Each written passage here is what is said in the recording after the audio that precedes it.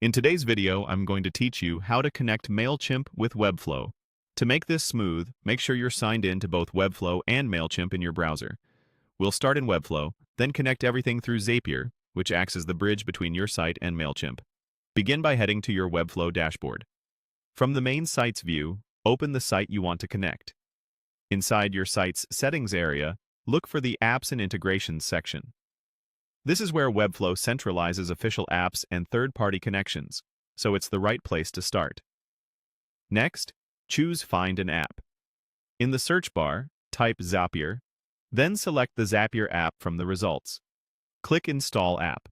Installing from the Webflow Marketplace ensures you're using a supported connection and helps avoid custom code or fragile workarounds.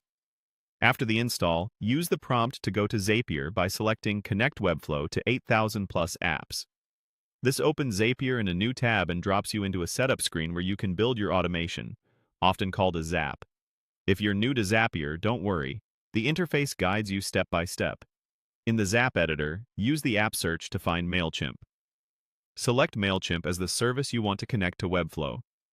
When you're asked to choose an event for Mailchimp, open the drop-down labeled Choose an Event, then pick the Create group of actions. From there, select Finds a customer by an email address. This action lets your workflow look up a contact by email so you can avoid duplicates and keep your audience clean as information flows from Webflow. Now connect your Mailchimp account. Click Connect Mailchimp, then confirm with Yes, Continue to Mailchimp. You'll be redirected to Mailchimp's secure authorization screen. Log in if prompted, then authorize Zapier to access your Mailchimp account.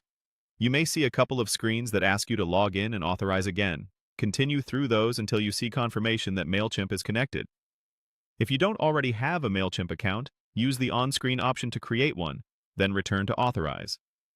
Once authorized, Zapier will show your connected Mailchimp account, confirming that the link between Webflow and Mailchimp is active.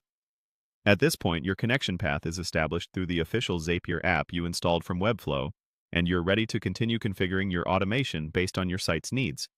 And that's it. You've connected Mailchimp with Webflow using Zapier, all from the Apps and Integrations flow in your Webflow dashboard.